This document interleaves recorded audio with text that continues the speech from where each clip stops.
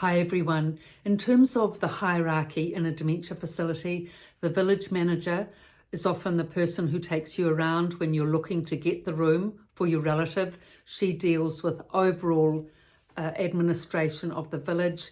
Then there's the unit manager who deals with the administration of the dementia unit. Then the charge nurse on both morning shift and afternoon shift, and they look after medications, dressings, and everything to do with sleeping patterns, etc. Then under that, the carers, and they do all the cares, the showering, dressing, washing, etc. So it's a busy place, and of course the doctor and the cleaners and the laundry girls, very important for finding lost items. So it's important to get to know all these people in terms of answering questions about your relative's care. Now, just to take a few points in regards to this, let's start with the carers, the very important carers. In a dementia facility in New Zealand, certainly each carer has on average 8 or 9 residents that they're looking after. That is a lot. Just imagine they have to do every day the showering, the cares, the washing, the drying, washing of hair, say 2 or 3 times a week, dressing, tidying up the bed, tidying up the room, as well as, by the way, breakfast, serving dishes, and the same for lunch. And then, of course, afternoon shift to do the dinner. But like, it's such a flat out schedule. And toileting, that's every 2-3 hours. I mean, all of that they have to do for 9 residents. And especially if the resident is more disabled, more emotionally stressed, demanding, sometimes aggressive, that's much more difficult to do cares for a person like that.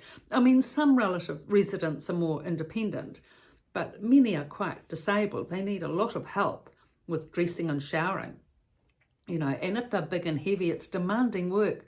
So look, all of this needs to be appreciated. But the thing is, you need to find out who your main carer is, if indeed you have a main carer, as we do in facilities in New Zealand. Now, the main carer will be working 5 days a week. If it's morning shift, 7 to 3 or 3:30.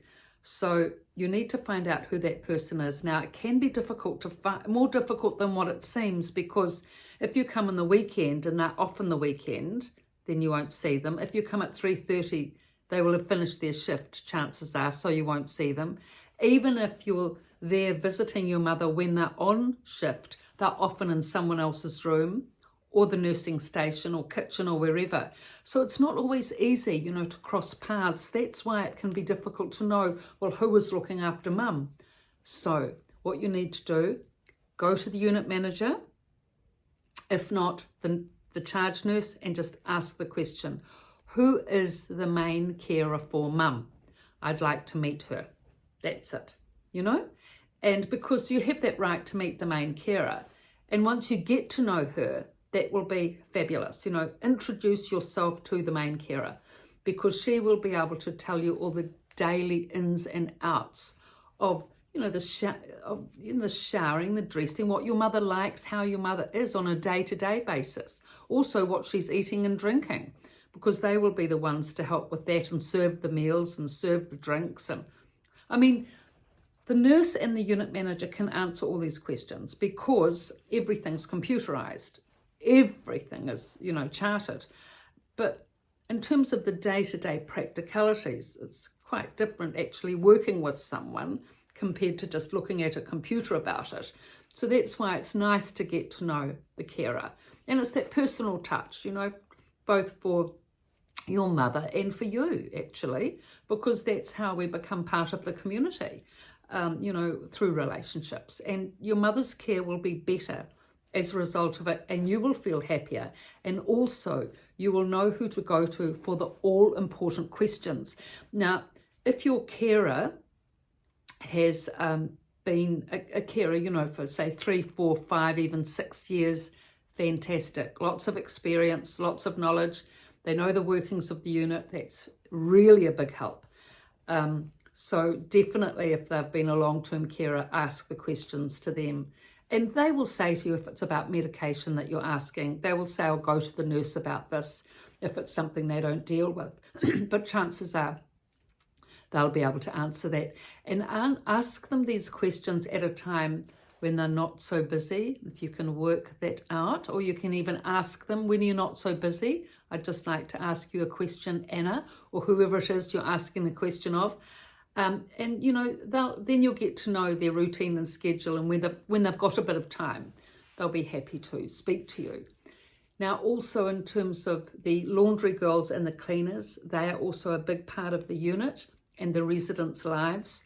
You know, the laundry girls will know all about the laundry because that's what they do. So if your mother's, you know, something's got lost, you can ask her about them and make sure that everything's named, check up on that. And the cleaners, I mean, they're fantastic for finding, you know, those hearing aids and all those glasses and everything else that can get lost anywhere. So just keep in touch with the cleaners, because otherwise, you know, it can be really stressful trying to find those all-important expensive items that get so easily lost in dementia units. So this is all about staff and the hierarchy of staff. But if though you haven't got, your mother hasn't got a standard main carer and it's rotating staff, it's a bit more difficult. But still, if there's say four carers on a day shift, you know, they're all looking after the 30 residents, but not a regular resident, still they will still know your mother if they've been working there for a long time, because they're on a rotating shift. So it's best then on that basis, either go to the nurse, or if they're busy, go to one of the main carers that's been working there for a long time, that has experience and knowledge. I mean, all the carers talk about the residents amongst each other. So there's a lot of cross-pollination of knowledge. So, and also there can be a charge carer as well.